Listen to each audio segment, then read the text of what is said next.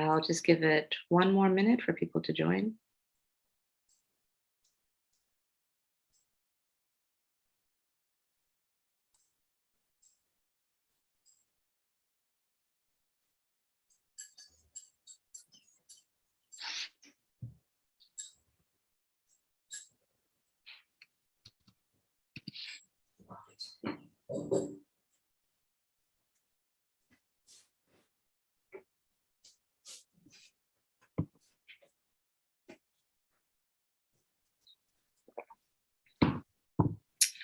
All right. Hi, everyone. Good morning. I'm pretty sure it's morning, wherever you are. Thank you so much for joining our session today on Afrofeminist data futures. We are very excited to discuss this topic with all of you today on the second day of FIFA. So let me quickly introduce the speakers. So today we'll be having myself, Nima Iyer. I am the founder of Policy. I'm a technologist. I'm an artist. I enjoy working, my company, Policy, works at the intersection of data, design, and technology. We're very interested in looking at emerging technologies and their impacts on society. So we look at things such as data governance, digital rights, platform governance, anything along the data and digital spectrum. We're very interested in how that impacts our different societies across Africa. Our second speaker is Chenai Chair, and she works on a very interesting project at Mozilla called Common Voice, which is trying to make voice technologies more available in local African languages. And if I'm right, they're starting off with Kiswahili and with Luganda, all with the purpose of making these technologies able to understand our local languages, which is a very important topic. And we also have Garnet Achieng, who is a researcher at Policy. She is interested in many different things, but mainly internet cultures and content moderation, platform moderation. And yeah, she's been a very integral part of putting all of this research together. So let's get started with the topic we have today. So why did we decide to do this research on Afrofeminist data futures? What we realized is that in today's world, data is an indispensable tool for anything. Data governs so much around us. The people who have data have the power. It's become a tool with which you can question power, but you can also have power. And one thing that we felt was happening was that African voices were being left behind in these conversations about data, and not just in who has the data, but also like how is the data governed, how is it protected, how is it shared, who benefits from the data.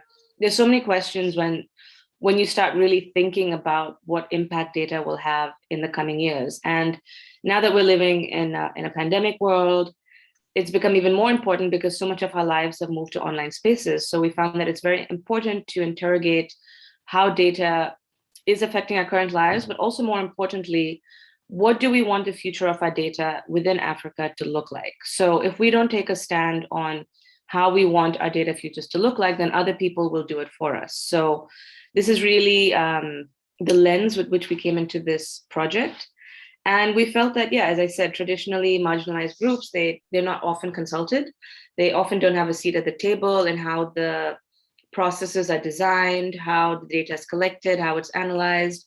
And we need this kind of research basically to tackle some of the negative impacts of how data is currently being used that might be cause for discrimination or for exclusion. So putting that all together, this research really wants to understand how feminist movements across sub-Saharan Africa can be empowered by the production of data, by the sharing of data, and then how all this knowledge around data can be translated into actual recommendations that different stakeholders can take. And that might be government, it might be civil society, it might be academia, it might be technology companies, but we all need to understand how we are going to decide to use our data in the coming years. So you all might be wondering, what exactly is feminist data? How is it different from normal data?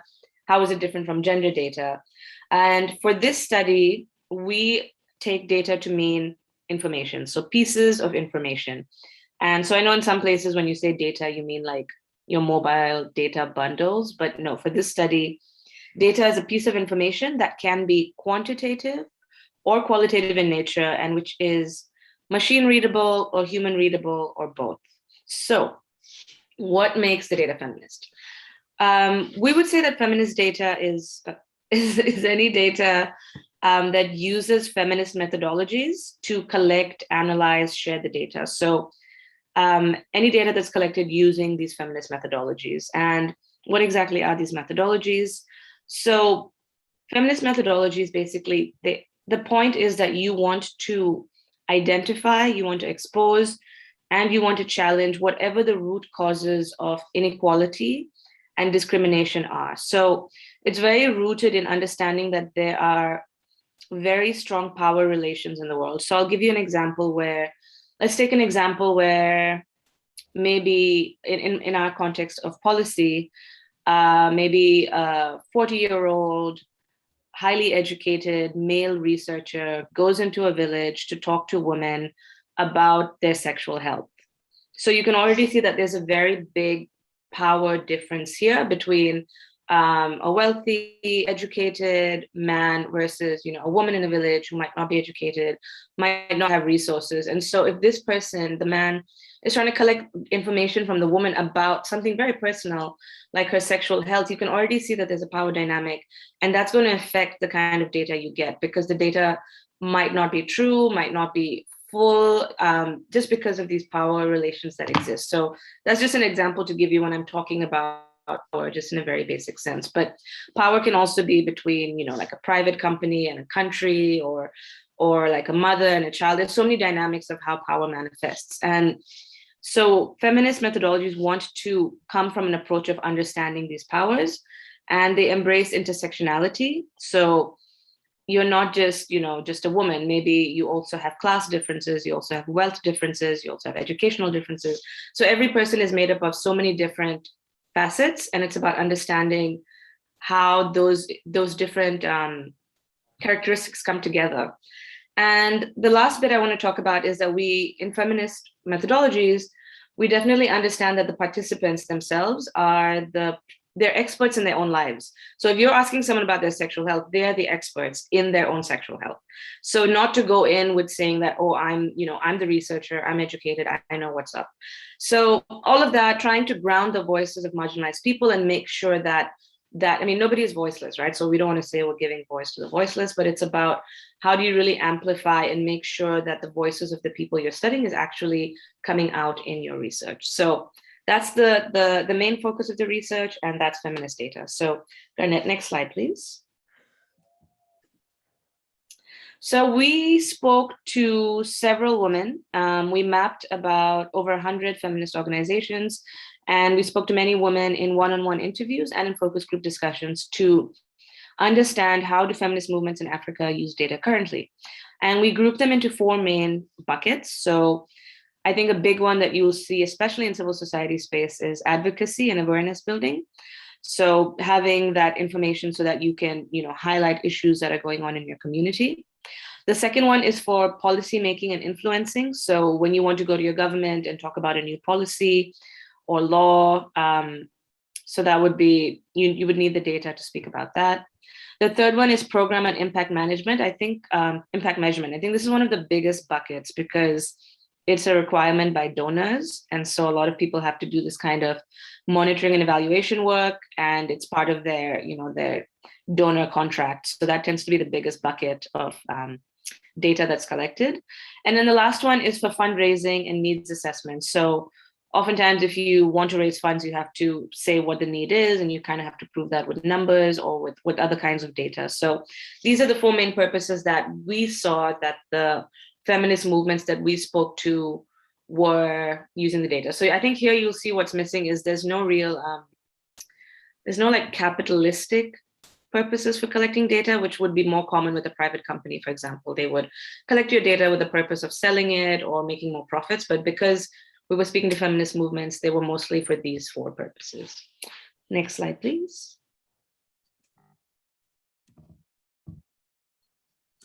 All right, I think I am handing over to Garnett now. So as we were talking to these different African women about how they use data for their work, we found out some different challenges that they face, and some of which are listed. I will go through them one by one. And so we had digital literacy and language barriers. So here we found that a lot of African feminists, as they needed data, and most of it is available in digital forms, so that they had the challenge of how to manipulate this data and use it for their work.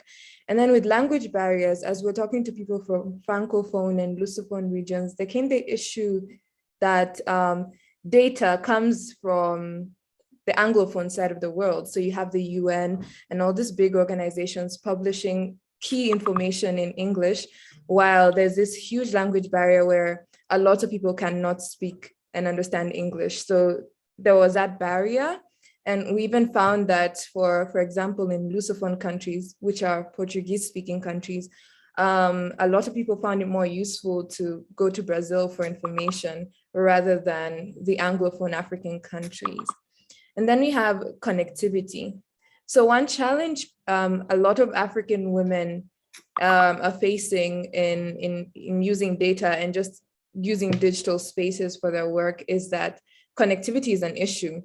We have internet shutdowns. The cost of data is really high in a lot of African countries. And so for them even to engage with people online, you find that it's hard for them. And it's also hard for them to find people, because everyone's facing this challenge of accessing the internet. And so when people can't access the internet, you can't just go to Twitter and say, oh, what's your experience with this? Because the kind of sample you get online is not as wide as you'd expect, because so many people are locked out. We have the digital divide where even the women that they are trying to reach cannot access the internet because of different factors such as affordability and the fact that they don't even have their own devices to connect to the internet with. Outdated gender policies. A lot of policies in African countries have not been updated. And it's always a thing where some countries take so long to even update these gender policies. You find that countries are still excluding people of different genders. And I think here it's also not just outdated, but also very callous laws, with the example of Ghana, which is now newly trying to criminalize LGBTQ people. And so when you're working in that space, you have this huge gap because of these outdated gender policies, which now feeds into the kind of data you can access about women and their lives. We have the lack of gender disaggregated data. So as a lot of African countries are collecting data, they are not categorizing it in gender, in gendered form. And you have the example we have where an indicator, I think it was Data 2X, that wrote about an indicator, one data indicator, which was the environmental indicator, that no African country had gender disaggregated data on this specific indicator. But we have evidence that African women are even more affected by climate change and all that. And so also we look at how data is collected in binary form, male or female. So you have this exclusion of gender non-conforming people or trans people from this kind of data. And so when feminists want to do their work, it's pretty hard to find out what people's needs really are when the data does not even show this. We have the time lag between large-scale national surveys. So our countries, when they're conducting censuses where they collect population data, and also on that, like they piggyback on that to collect different types of data. But you have countries collecting data 10 years. In some countries, it's not even as even. And so by the time new data is collected, processed, and published, it takes such a long time, and people need this data for work. And then you have gatekeeping. This is mostly private institutions and large NGOs who keep data that they collect. And for you to access this data, you have to pay for it. Or in the case where different NGOs are working on the same issue, and one NGO collects this data, and instead of there being an open sharing environment so that the work is not there's no double work done, people gatekeep this data because of the competitive funding structures that they exist under. And so it's like a way to protect yourself. Like, I can't give up this data. Yeah. And then we have resources. Collecting, manipulating, and analyzing data is quite resource intensive. You need a lot of money. In some cases, you need to hire data scientists who are quite expensive. And I think, as we know, African feminist organizations and even feminist organizations globally are the least funded in the world. And so when you're working with such little money, how do you then have extra money to spend to analyze this data? Deprioritization of feminist causes. So even in countries with like gender ministries, you have there being a prioritization of women's rights organizations over feminist organizations because of the nature of the kind of work that these organizations do. So you find that women's organizations are more focused on women empowerment, but feminist organizations are more focused on breaking down patriarchal structures and oppressive structures. So their work is much more combative. And in this case, they're funded less. And also just the issues that feminist women look into, like sexual reproductive health, you have abortion rights, LGBTQ rights. These are not issues that governments see as priorities. If you're from Kenya, you remember a time when our president says that LGBTQ people in Kenya were a non-issue. So when such issues are deemed as a non-issue, then nobody funds them. And so you find that feminists are working in this area where they have to do more work because nobody's funding this area in the first place. And then you have donor agendas. I think I mentioned it earlier, how different NGOs and different feminist organizations are all fighting for the same pool of funds, because the pool of funds available to them is really small. And so you have this competitive environment instead of one where collaboration is prioritized.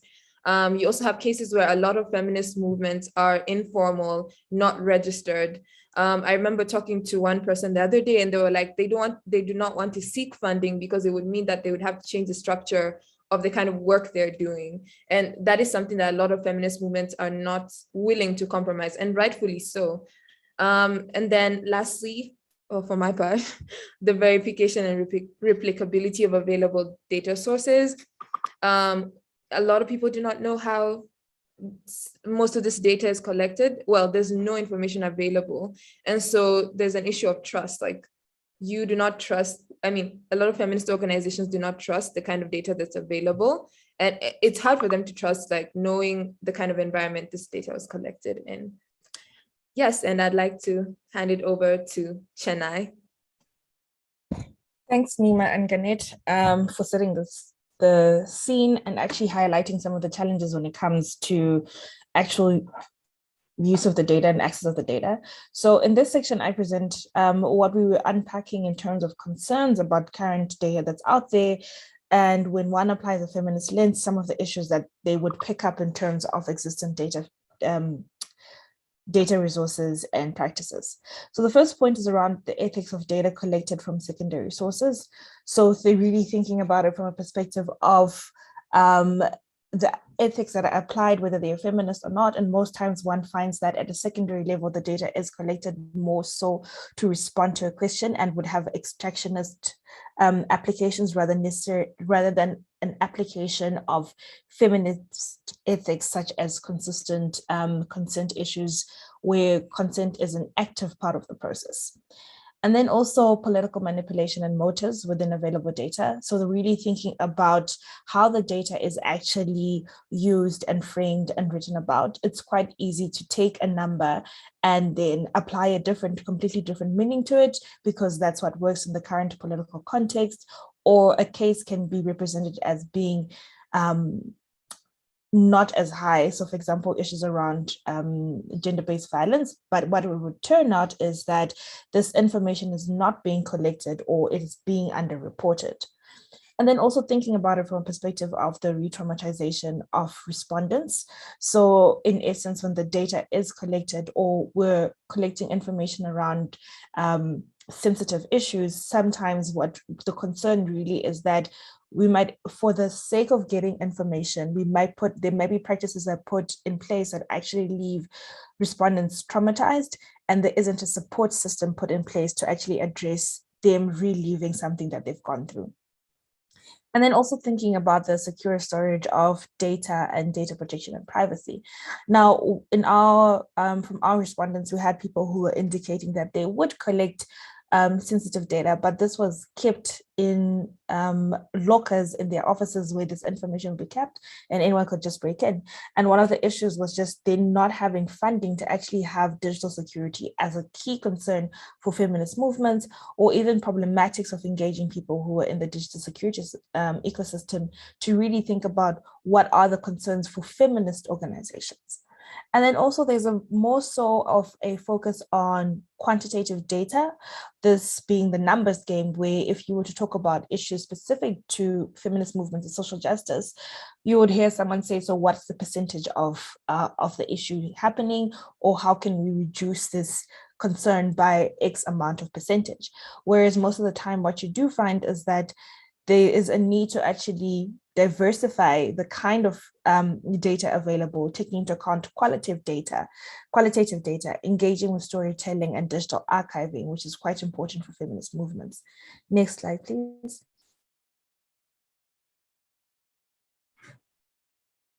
Previous one. Okay. Yes, thanks, Ganesh. Yeah, and then another issue that's also happened online in terms of like the concerns around the spaces is shadow banning, where you find that particular phrases that may be used by feminist movements are raised as problematic on these opaque social media policy, content moderation policies that are existent on social media platforms. And then you find that feminist conversations often get flagged for being problematic, and then accounts get blocked or suspended. And then also thinking about consent from minors in terms of the data that's publicly available that may report on young people, really thinking about whether they have actually, whether one can make use of online data to, say, for example, cover issues related to young people. But then the question is that how does one then navigate the issues around consent?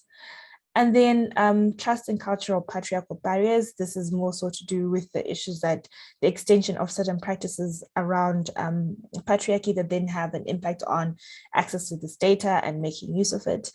And then also treatment of women of color by technology platforms. This is something that was raised as we've seen the case of Black women who are in technology platforms, for example, raising concerns about racism and mistreatment in the organization, and how then this raises a concern of, can we trust digital technology platforms?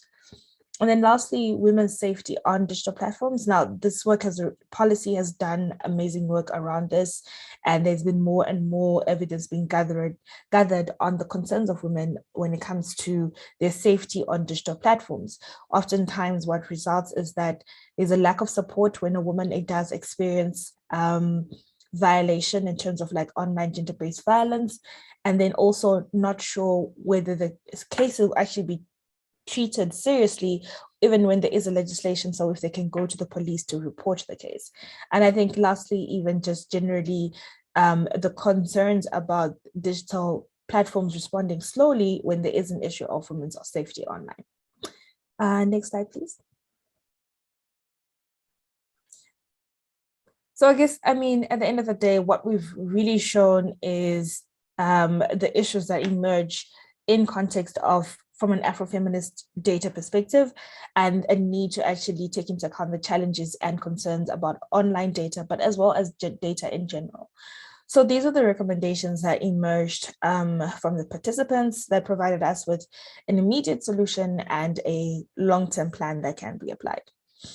So from an immediate solution, there is a need to actually decentralize the way in which data is currently gathered and governed, and thinking about the data centers, so setting them up as non-partisan and independent, which would allow for people who would be interested in actually accessing this data to have access to it, and transparency in the way in which it's collected and curated. And also thinking about it from effective knowledge sharing with feminists. So thinking about a lot of feminists who actually do work that's quite similar but in different spaces, but thinking about then how does one connect all of these so that they can be a feminist database of knowledge that can be shared, and also developing best practices that are in alignment with our current context. And then also funding for data training initiatives and for feminist techies. So this would be important in terms of thinking about building capacity so that feminist movements can actually really be able to unpack and really be critical around data that's being used to respond to particular issues. And then also funding for feminist research. I think this is quite important for us to actually develop to unpack the issues and to document the way in which data has had an impact on our lives, especially, and also to counter narratives as data as the new oil, as it's often what it's called, but also thinking about it for purposes of social transformation. And then long term, this is something that obviously comes from the concerns. We have to think about building appreciation for different forms of data. So thinking about the qualitative data and placing value on it. I think this feeds into the wider discourse around research that's already existent on what's considered good data, numbers versus words. And then also really focusing on strengthening women's safety online. And this is a priority for movements and for tech companies as well, in thinking about how do we ensure that women, when they are online, they're actually quite safe and have resources that they can count on. And then also leveraging feminist partnerships and principles. I think what our work has demonstrated has been that there are so many conversations that feminists are aware of and are considering tied to issues of social justice that they already practice in, that then how then do we ensure that on a long-term basis, when we're thinking about data, we can leverage this feminist knowledge. So then basically listen to feminists. And then also really thinking about data governance from a feminist perspective. So the future of feminist data governance and what that would mean when we're leveraging and applying feminist principles in terms of like governing data in a way that does ensure social transformation, social justice, and breaking down barriers and structures that actually lead to more gendered inequality. And I think that's it for the presentation. Thank you, everyone. I'll hand it back to Ganet. Yes, and so thank you so much, Nima, for going into our presentation. And so for the next part of this session, we're going to be discussing our own reflections on the research, and we're going to be answering your questions. So please share any questions you have in the chat. And so I'm just going to start asking my fellow panelists questions, and we're just going to discuss. Yeah.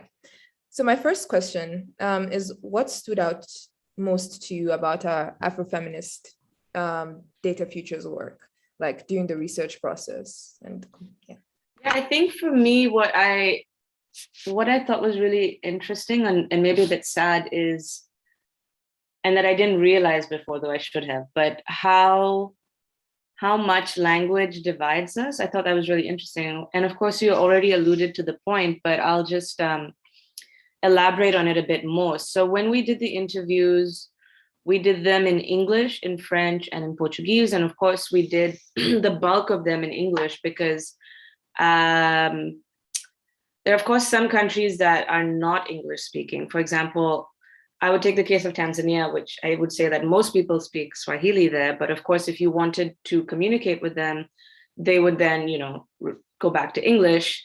So most of the interviews were done in English. And it was interesting to see the difference in how the women we spoke to understood the topics around data. So things like, basic things like the data collection, data storage, data protection, digital safety.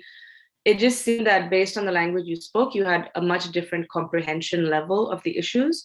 And it really felt like, Anglophone countries were leaving behind Francophone and Lusophone countries.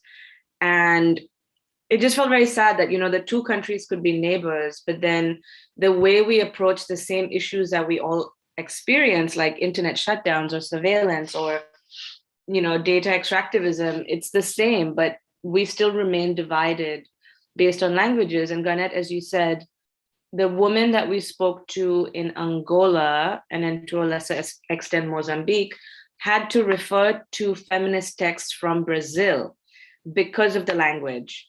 And yet, just next door, everywhere in East Africa, West Africa, there are amazing feminist thinkers who are doing groundbreaking work about what it is like to be an African woman and, what are our issues. And I thought that was really sad. And I wish we could do more work together. And that's one of the things that really stood out for me. And that we already have so much work to do as feminists, as technologists, but even broader, and just coming together to discuss our issues and work on them together. So pass it back to Chennai.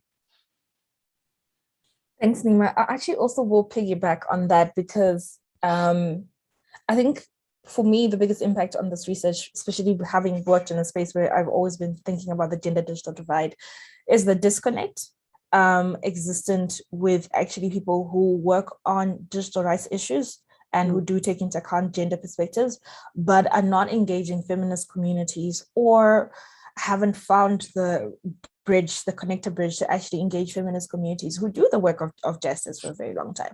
So if you're working on online gender-based violence, but there isn't a connection to feminist movements who are working on violence anyway, that's clearly an indication of a siloed approach in the work. And I think one of the recommendations that we put out in terms of sharing knowledge and creating feminist databases is actually absolutely key to shifting our patriarchal society and to shifting conversations that we're existent in.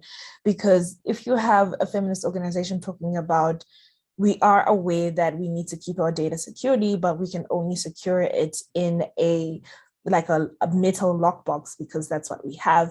But then you think of the number of women in tech who are working in digital security, but the conversation is not being bridged to actually help those institutions, then there is a need to actually focus on changing that. And I think also what sort of another thing that stood out for me was sort of a confirmation is just generally the way in which funding also has an impact on what is done. So then that point of like not getting enough funding to build capacity on data or to build capacity on digital training or to build capacity on like data protection absolutely means that there is a siloed approach even in the funding that then says if you're in digital rights, we'll only fund you if you're in digital rights, but yet we're doing digital rights work that will have an impact on everyone. So then there isn't that like connection or intersectional approach to actually thinking about connecting to already existent movements. So that for me was, I think, the eye-opening part of this work, like finding the bridge and connecting to already existing spaces. Yeah, I definitely agree with you, Chennai, in that I think we've been having this conversation, of course, and how, so first of all, of course, I mentioned how the countries are siloed, and then you mentioned how the movements are siloed. So just to reiterate just how, like, I would give the example that, when there's, for example, an internet shutdown, then you have the digital rights organizations, advocating for an open internet. And yet, like, an internet shutdown affects everyone. And it's about, like, how do you bring together very different stakeholders, because everything we do, I mean, so much of what we do now is reliant on technology, on the internet, on digital spaces. So I think it's about really thinking like, how do we get more diverse stakeholders involved in these conversations around data governance and platform governance and open internet. And I wanted to make another point as well, which has somehow escaped me. Give me a second.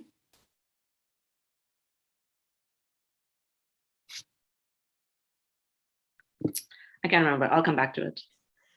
I'm just going to also piggyback on Chennai's point, just looking at on the silos. So what stood out to me most was how much more work feminist organizations have to do. And this is also because of the kind of work that other organizations are doing and not in connection with feminist organizations, because we had one organization that every day they look in the dailies and collect instances of femicide that were reported in the dailies, on radio and on TV. So they monitor all that, right? And so when we're talking about silos, we do have people working on gender-based violence. Why is there not that data already available? Why does a feminist organization have to be collecting this data manually from different sources every day, you know?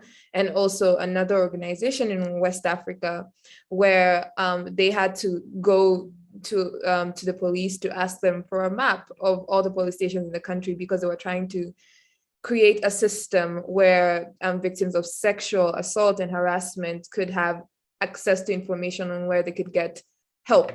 We have gender ministries in those countries working on sexual harassment. Why is it that this feminist organization has to go do this themselves? And it's also because of that silo and disconnect between gender work and feminist work, if I could put it that way.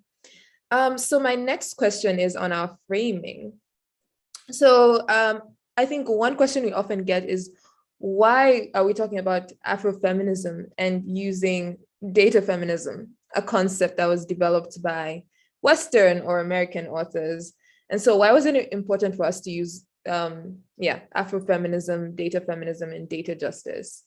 And what's the connection between all of this? I'll let Chennai go first.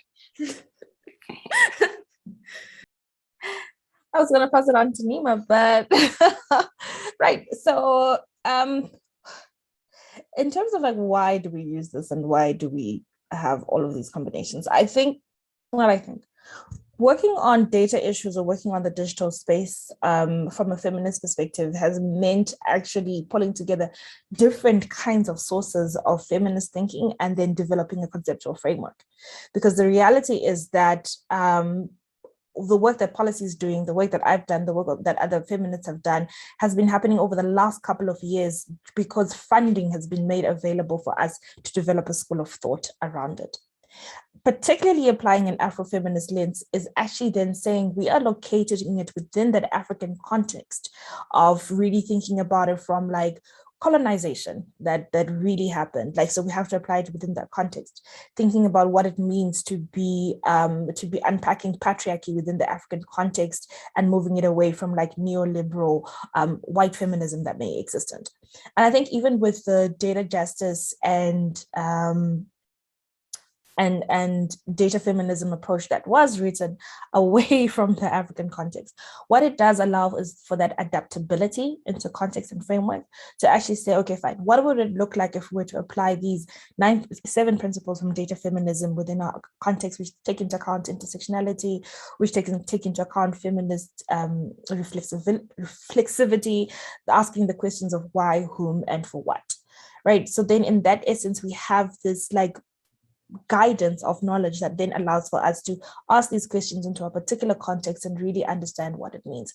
And I think applying that from an Afrofeminist data futures is actually us then saying we are imagining what a future would look like when we apply these things and build up more knowledge. And I think my desire at the end of the day is to actually in hope that a lot more African feminists who work in the tech space can build up on the knowledge that we've done and then begin to imagine a future which moves the discourse around women and gender diverse groups on the continent as being passive receivers of knowledge and technology to actually being active shapers of space and knowledge production and thinking. Because we interviewed really fantastic movements who, you know, there was then that need to acknowledge practices embedded in our own particular context. But now when we think about the writings that are existent about African people when it comes to technology, it's really kind of like we've got to save them. Right, but there isn't really that much critique that needs to be done in terms of like really centering justice, really centering transformation in our societies. And then the work of Afrofeminist Data Futures is just one step. There's a need for more critical thinking that can be included to thinking about what does a conceptual framework from an African perspective look like, borrowing from knowledge that is already existent out there. Now I'll pass it back to Nina.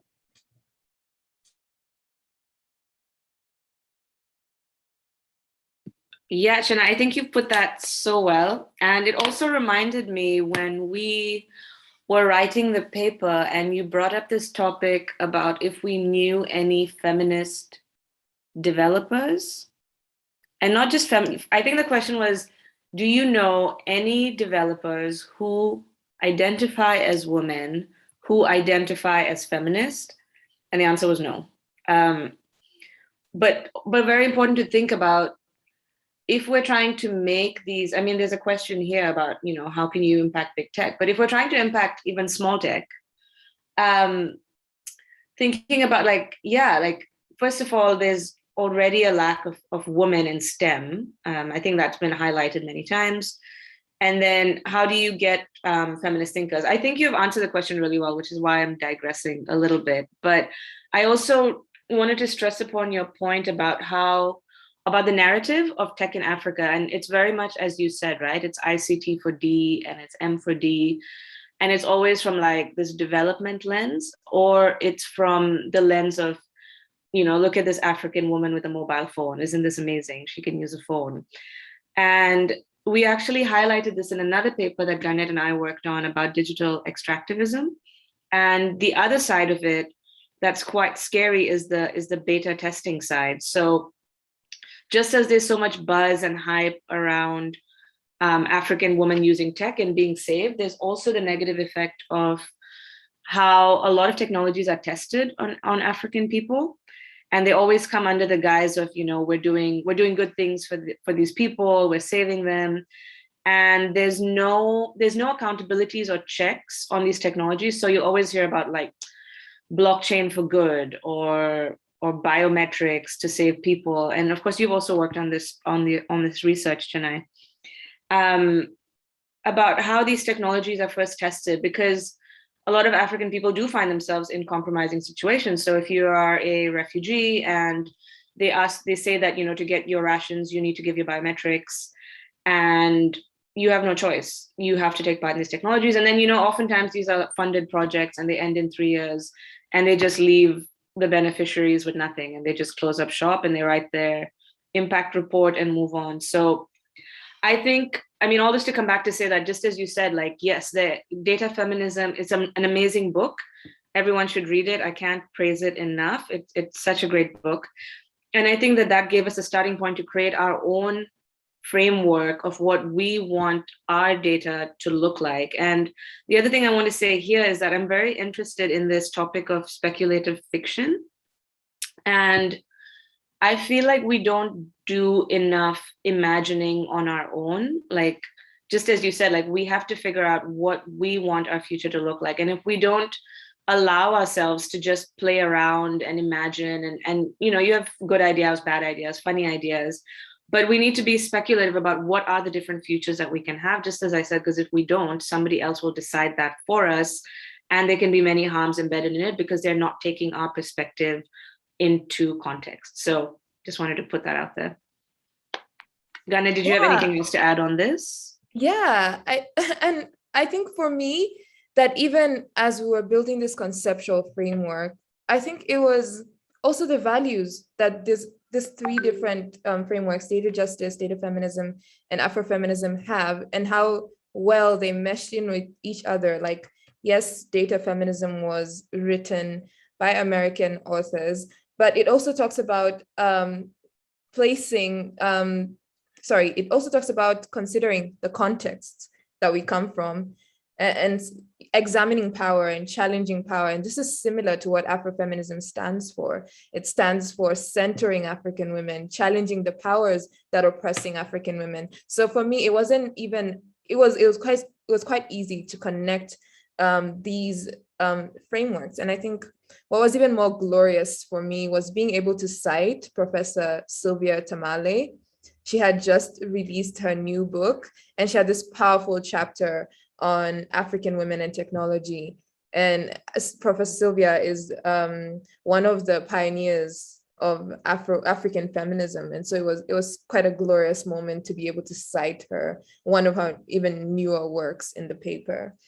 On to the next question. One question we often get is, I mean, not a question, but people are always shocked that Facebook funded this work.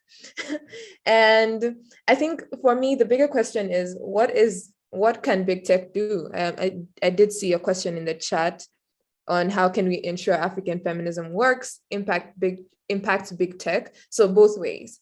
What is the role of big tech in the Afrofeminist futures we're trying to build? And also, how can we ensure that African feminist work impacts big tech? So both ways. Yeah, I think that's a good question. And that was a question that we had also posed to them many times. But at the end of the day, I think it's a very positive step in the right direction that they found it important enough to invest resources in such a topic, because we were able to publish, like they didn't dictate that this should only be content that stays within Facebook. Of course, it's available for anyone to read. And we are using it to engage with multiple different stakeholders on this topic and to really use this as a springboard for this conversation. And I think it's very important that we put this information out there, because I don't want to say too much, but we're actually building up upon this, because social media companies have seen the importance about talking about this. That we have more projects on this topic about creating technology that is inclusive in nature. So on one hand, if you're a digital rights activist, you can be seen as like quite whingy and complaining, that you're like, this isn't working, this is bad. But I think on their part as well, I mean, some companies more than others, Garnet, as we were discussing yesterday, they do listen. And it is important for us to highlight our needs. So yes, these companies exist, they're based in foreign countries, and then we use those technologies, and obviously they don't understand what our experiences are. And also taking into account the fact, I also mentioned this yesterday, that African countries are not huge markets for these social media platforms. Like they don't earn as much money, like even a fraction of the money that they would get from other countries that are wealthier, that spend more money on ads, that spend more money on the platform in different ways. And so it also, you can see that they also invest much less resources, but also Africa is very complex in like the number of languages and cultures and people. But I think that this is a very good first step in highlighting what we see the issues are. And if we can put forward what we want our visions to be as well, it's not just for like foreign big tech, but it's also for, I think what's really missing is like, what are our big techs? So we're trying to do a research project with India, for example. And one of the things they said is, okay, you should also include some local social media companies. And I was like, we don't have any. We just really rely on others. And I think if we can already start, saying this is what we want in a platform. And so when we are ready and we finally have our feminist women developers, that they have something to begin with in understanding what we would like our own platforms to look like, and not that we're taking something that already exists and trying to fix it as it is currently now. But that's just my grand vision, that, we will be able to make things that work for us. Chinai, what are your thoughts? As someone who works for a tech for good company, you know what? So I to take it more seriously, when Facebook put out this call and meeting the individuals, what I realized is that and this is a lot of rhetoric that around Facebook that exists, that Facebook has good people in it who want to see systematic change and leverage their power. And so then sometimes they can influence particular spaces for certain things to happen. So I would say this was something like that in practice, where it's not that Facebook will say we're a feminist organization. That's never going to happen. However, there are individuals who are really thinking about, like, if we were to try to make an impact when it comes to women's issues, let's not just work with women in technology, let's work with feminists in technology. So I think for me that is that really that understanding and the underpinning of when we think about that tech shift. But this is at individual level.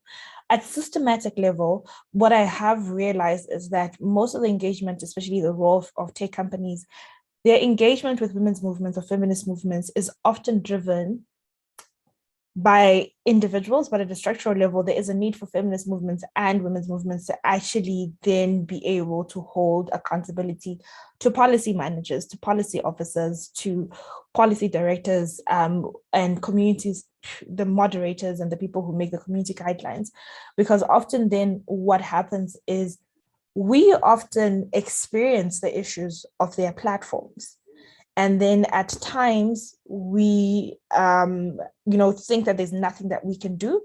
And what I do know, then again, that comes back to that network aspect, is that there are people who are connected to some of these people, but more so if there was a need for more so critical engagement. And I'll even give you the example of when Twitter moved to Ghana and said, we're going to the most democratic country out there on the continent.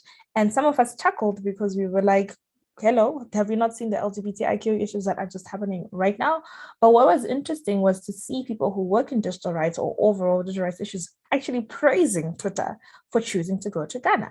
So then that's when you see that there's a need for us as movements to actually be able to hold these spaces accountable, to document that we're holding them accountable, so that whenever there's a time they speak up in women's forums and say, okay, we're doing our best to provide women's safety, we can actually pinpoint work that's been documented, storytelling that's been done, to actually say, you stand on this, but you do not stand on that. So I think that's one of the ways that their involvement is quite necessary.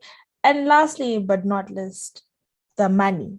So I think there is a need for more funding, that funding done at a way where we can actually be having sort of like equal footing, not funding that dictates that we want you to look at this particular group and extract this information so that we fit it into our overall impact project.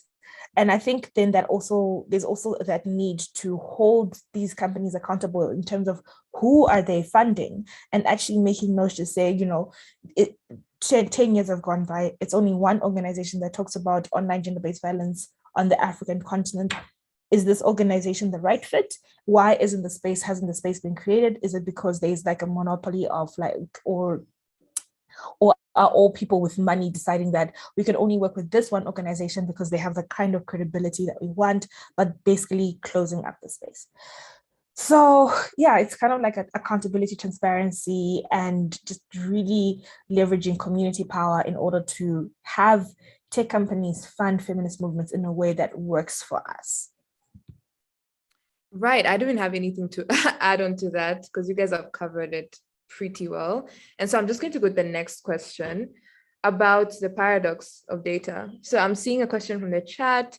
Have you explored what a feminist data collection risk analysis could look like, and i.e. ensuring a feminist and human rights based collection and protection of data? And that is similar to the question I had, where we are in our research, we're talking about the lack of a certain kind of data, say lack of data on feminist causes, but then there is this danger of collecting that kind of data and making it available to people. And so how do we navigate this? Like, what does Afrofeminist data futures look like when we think about the paradox of this kind of data collection? Yeah, I think that's a great question. And I think the practice around feminist data really answers this well, in that it should be grounded in care.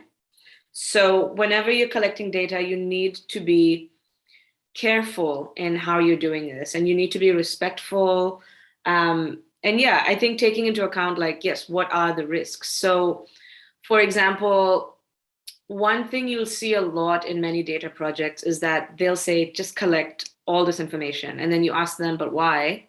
And they'll say, maybe we'll need it later on. We don't know. Just collect it. And that's not very good practice. You don't need to collect more data than you actually need, because that, of course, can just endanger people more. I think another good thing is that you need to protect the participants. So, for example, do you need identifying information?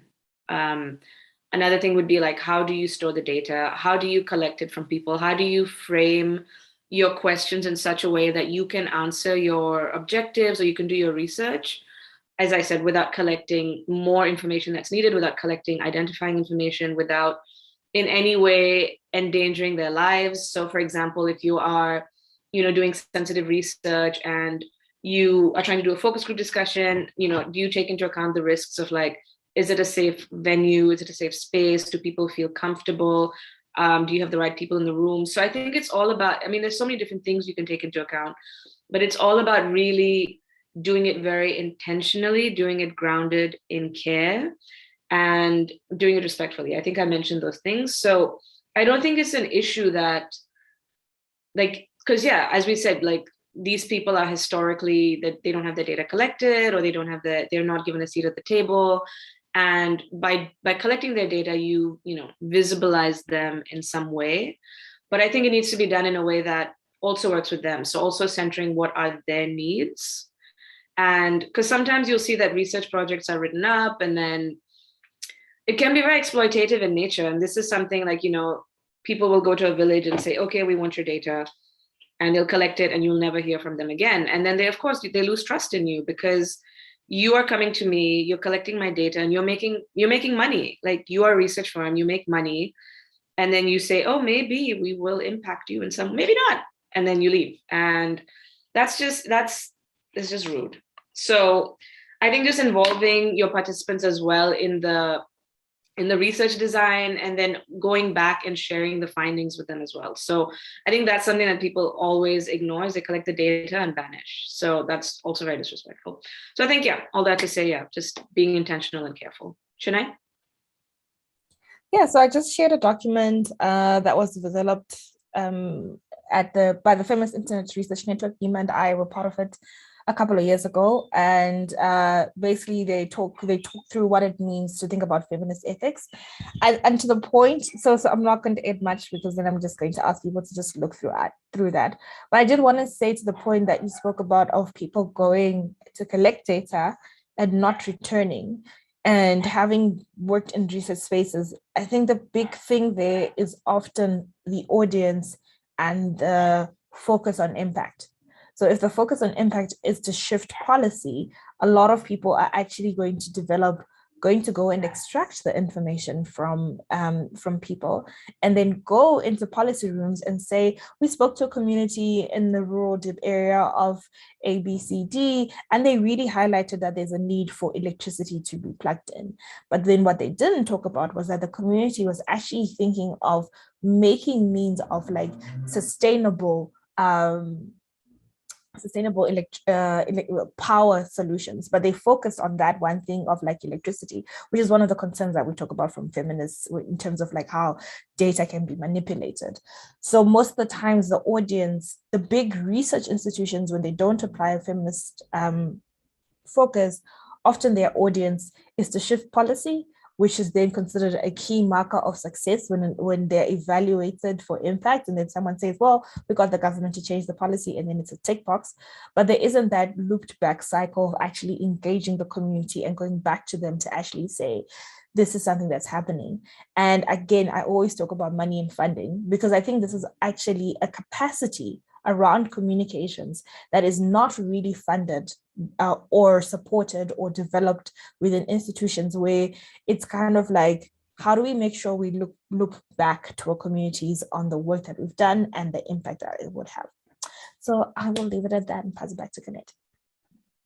Yeah, and just to piggyback on that, I used piggyback so many times, but there's one principle in data feminism, and it's elevate emotion and embodiment.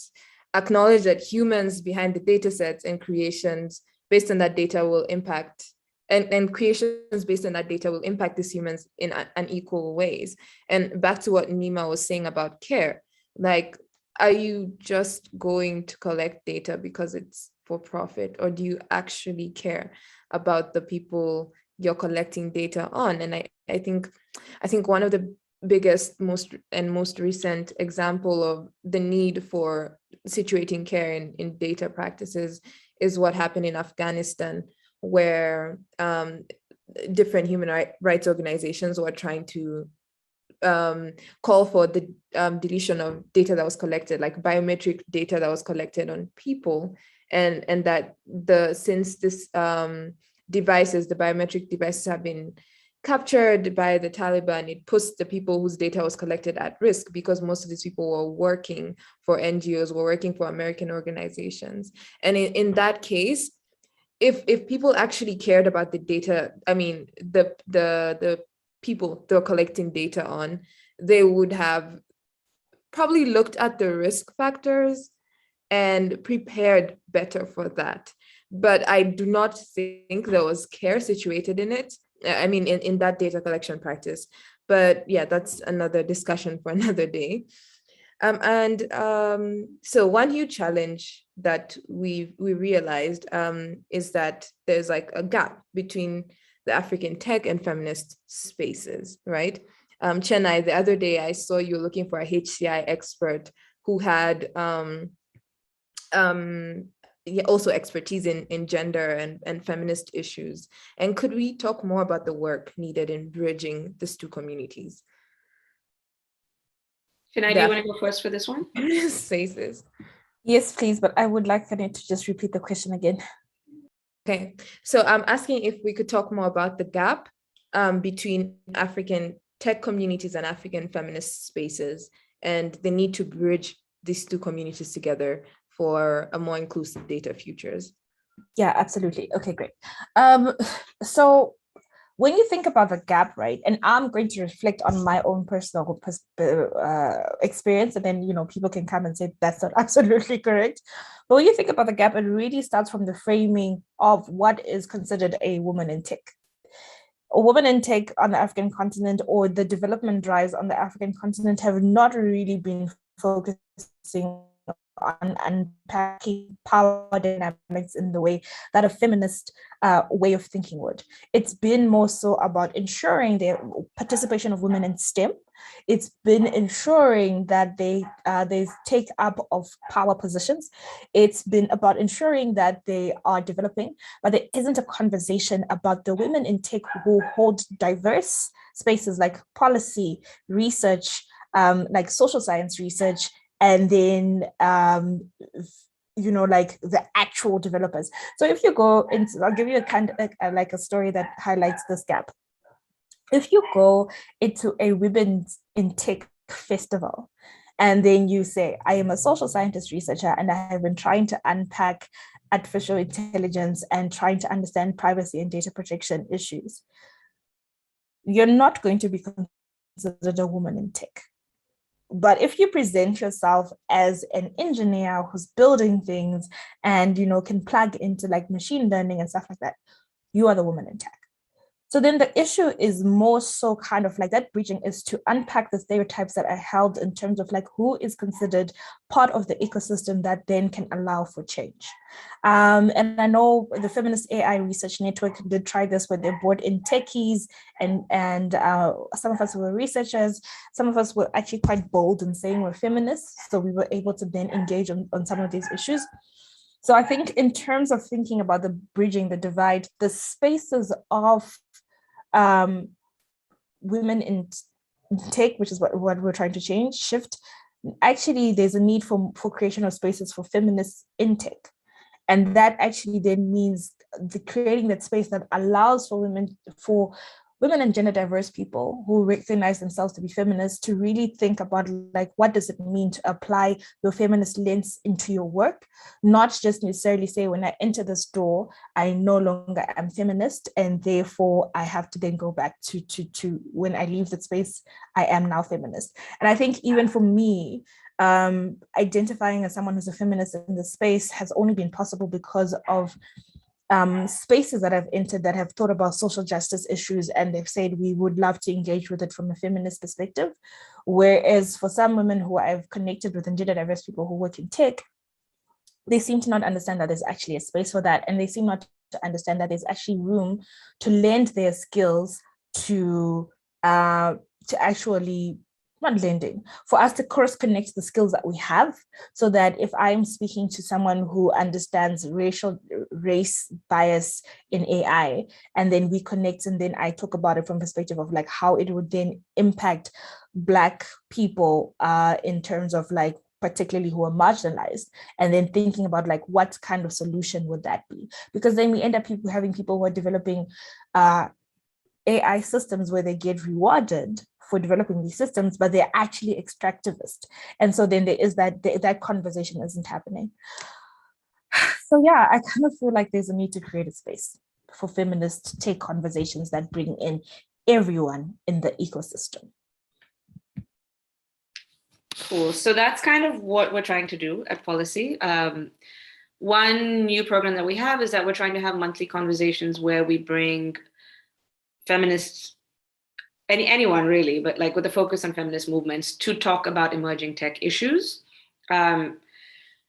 So that we do have feminist movements, feminist groups that are interested in these tech issues, so that they don't feel intimidated or daunted by these tech issues, and just to like, yeah, expand the discourse on this topic. And also agreeing with your point about, I think a lot of startup movements or like, innovation or tech movements in Africa are very much focused on copying Western trends. Like that's kind of the goal. Like, I think we mentioned this on Slack, where it's like, everyone wants to be the next Jeff Bezos or Elon Musk, but not really considering like the harms he causes to societies. It's all about making the amount of money that he has without, really tailoring products to understand the local context. But I also wanted to just quickly quote this tweet that I just saw, which goes back to like the lack of, I think like we like to think we are making progress of women in tech, women in STEM, but even there. So the tweet says,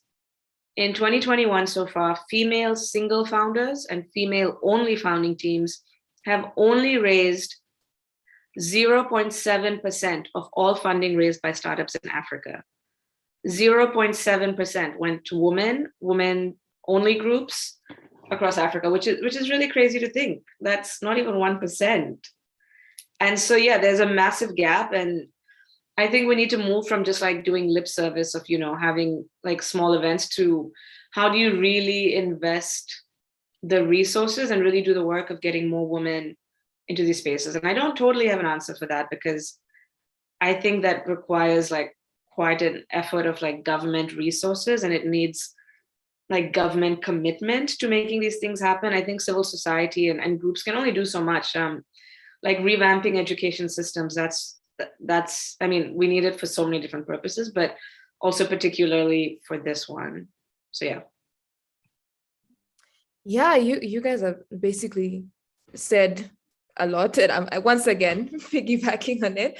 I think one other thing I see a lot in the African tech community is hostility towards people questioning tech. So there was a tweet I saw by one quote unquote tech leader in the African like startup space, talking about how they would never disparage big tech companies like Facebook and Google because they're responsible for so much of the development in the tech space on the continent, which is true. But then there should be room for people questioning and challenging these companies for the harms they are causing on people. And then you also look at the dynamic of who is deemed as a tech leader on the continent right now. I don't think I can think of a woman who has been positioned.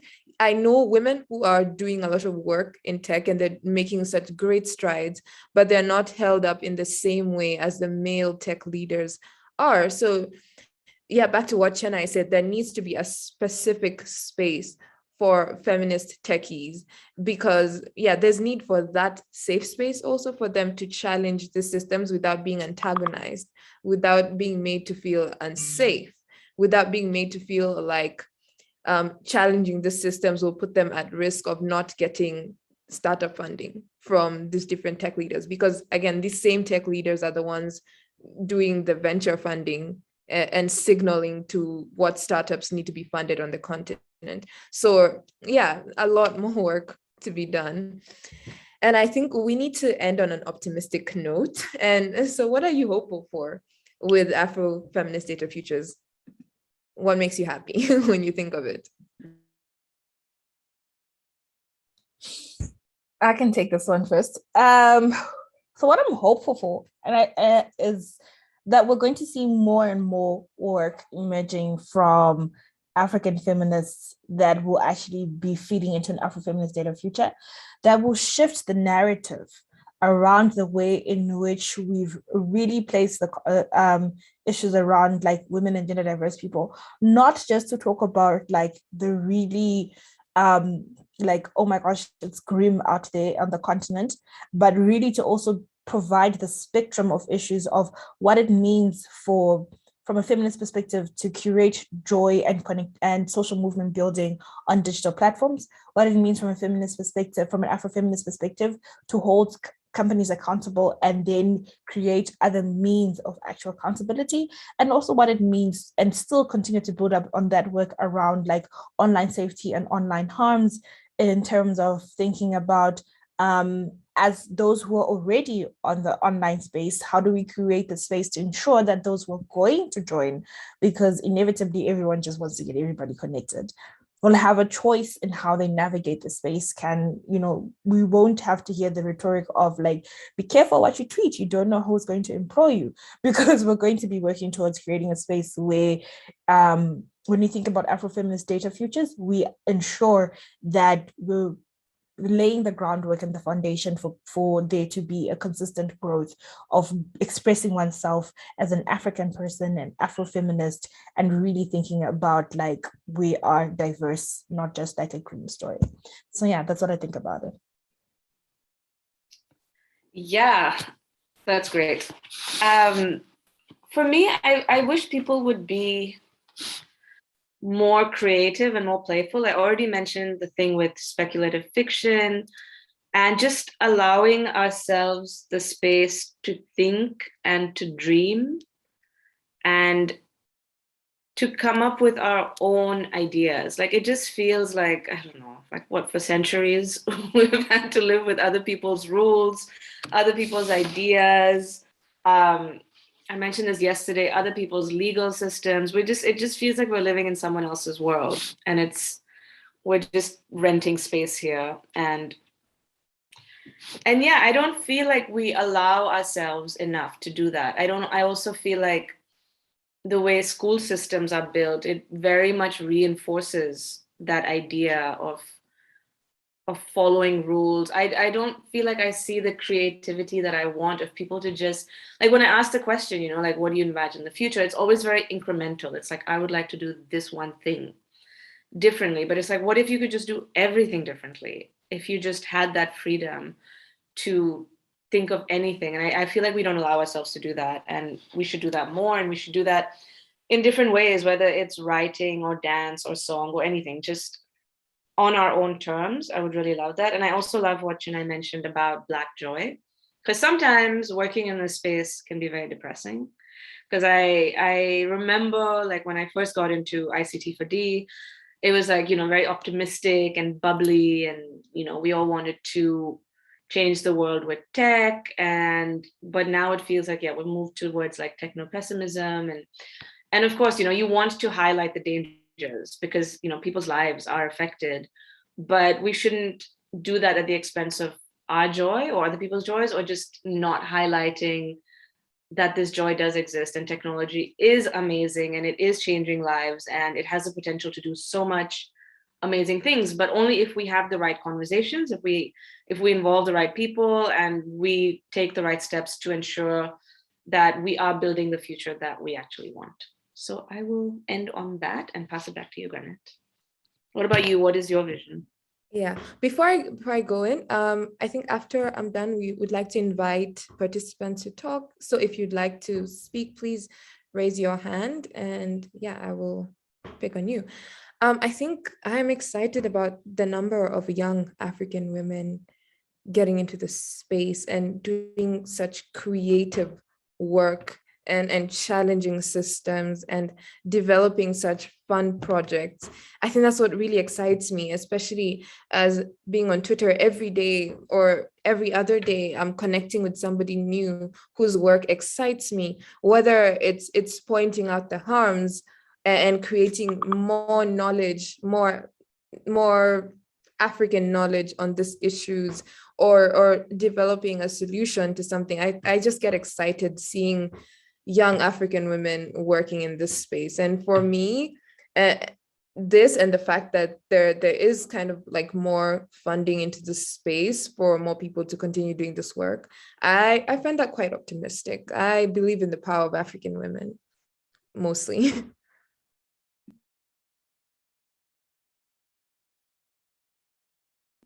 So I am just going to pick on Mercy, who raised their hand. Okay.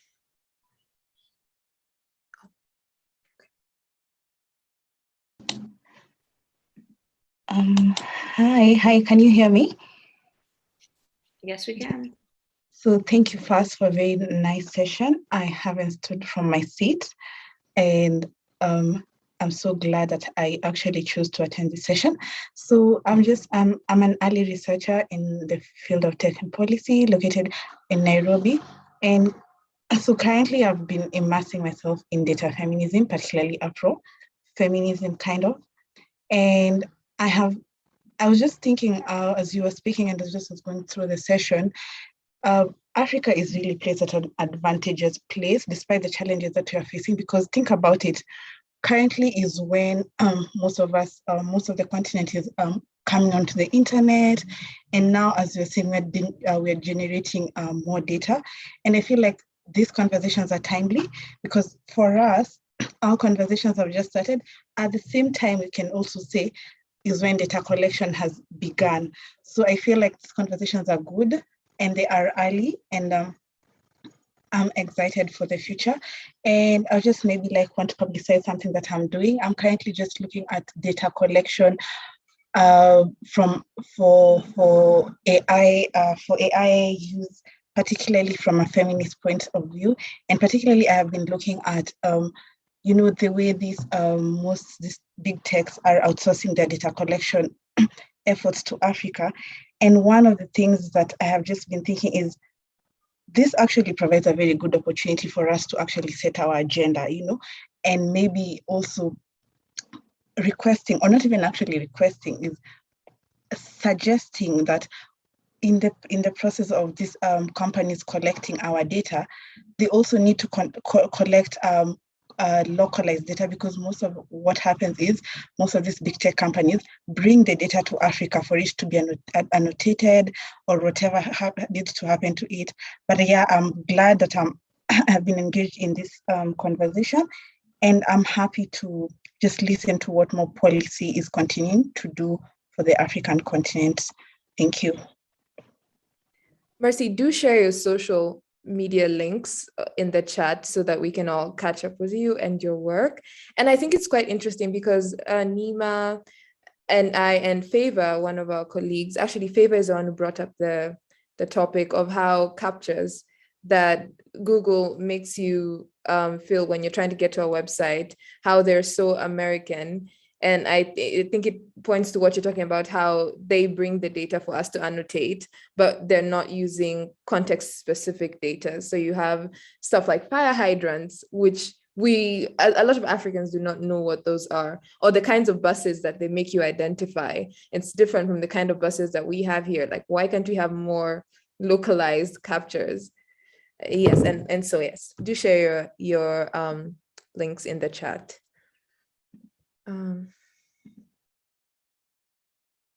Anyone else? Please feel free to raise your hand. And Chana and Nima, you can just chime in. Oh, okay. Yes. Oh, wait, sorry.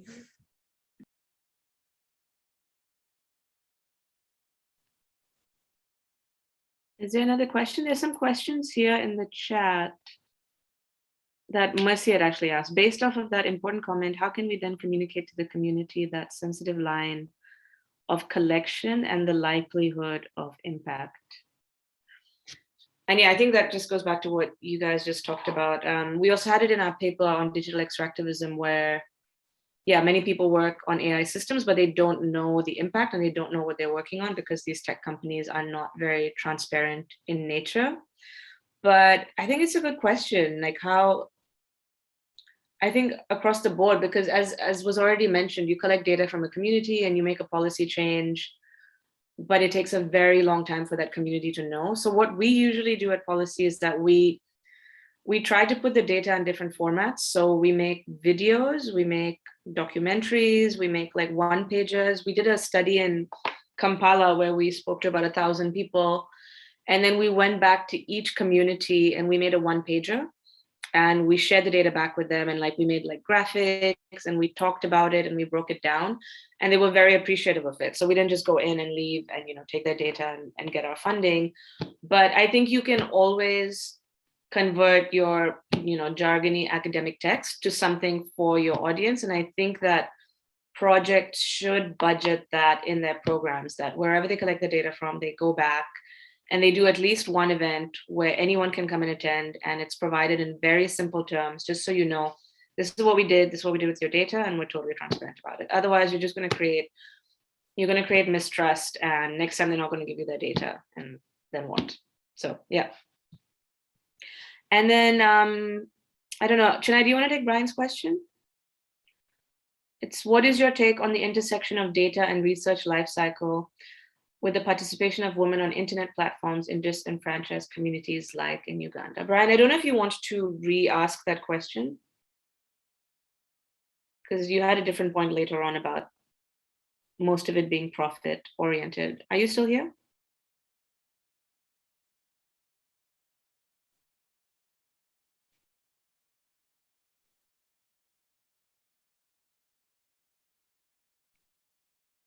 I mean, it's all right. I guess we can just answer for anybody else who might be interested. Yeah, I don't totally understand the question. I think one thing I would say about it, but Brian, if you want to re-clarify your question or chat, that would be nice. But one issue that came out right around the time we were doing this research was that Facebook had done this huge research study, and they had done it using Facebook, of course. So how it worked was that you would log into Facebook, and then Facebook would say, hey, we have a survey, do you want to take it? And then, of course, Facebook has all this info on you. So they wouldn't ask you like personal information because they know who you are. But they would ask you like different questions, like, you know, working from home or different things around like COVID. I think they've had different topics. And of course, because it's Facebook, their sample size was like massive, like hundreds of thousands of people. But I don't know if this is to your question, Brian. I was very uncomfortable with that study because, I mean, given, and on any day, like, I think the stats for Uganda are 30% of people have access to the internet. And for sub-Saharan Africa, I think the digital gender divide is between 20 to 40%. So then I'm like, okay, what proportion of these people are actually women? And like, can you generalize these findings to Uganda if only 30% of Ugandans have, I'm not even saying they're online, have access to the internet, and then only another 30 to 40% of those 30% are women. So I would be I'm always very doubtful of doing online surveys, online data, because I just think you will not get the right kind of, and first of all, and then you are reinforcing like this marginalization. So now you only have the opinions of rich people who live in cities. And that's exactly what we're trying to move away from. You're going to ignore all the people who can't afford the internet, who are already at a disadvantage. So yeah, I'm not a fan of that kind of data collection. So Brian, not sure if that answers your question or if you're still here. Yeah, and just to add, I think it also brings in that issue where consent and not just consent, but informed consent, where people whose data is being collected, they do not know what the data is being collected for. Like some of Facebook's surveys, you never know what they go into. Some of them are used to make products and not just to bring back data back to you. You are never told where your data went, where your answers were used, and why it was important. Sorry, there's a question. Based on the type of data collected today versus the way tech is evolving, and yet, sorry, do you want to raise up your hand so maybe you can ask the question? Yes, okay, let me allow you to speak. Okay, gotcha. Hello, can you hear me? Yeah. Cool. So thank you for your discussion and the topics here.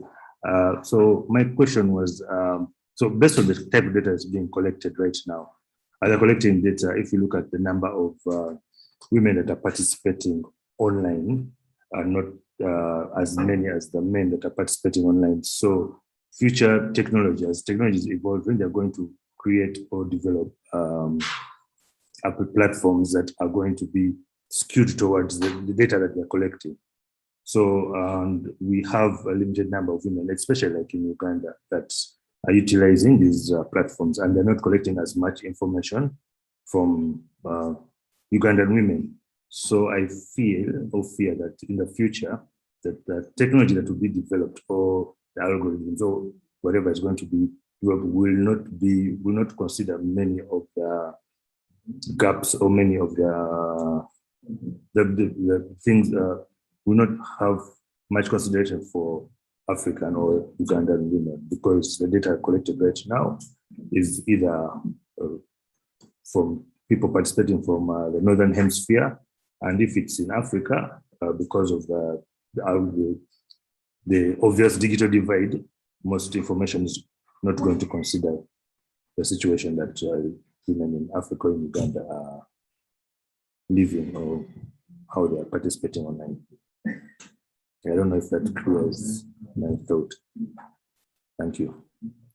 Yeah, can I take this one? Well, I think you had.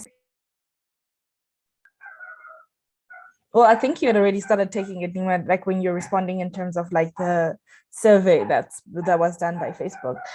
But absolutely, to affirm the point that you've just raised, because even in the work that I do, just to plug the work that I did last year in terms of thinking about my data rights South Africa, assessing AI and data protection and privacy in the way that it considered its impact on marginalized groups, a lot of the times there really is a focus on designing based on data that is available without really critiquing why or how best to be more intentional to include groups that are missing, or to connect with other people in the ecosystem to ensure that there is representation of those groups in the development.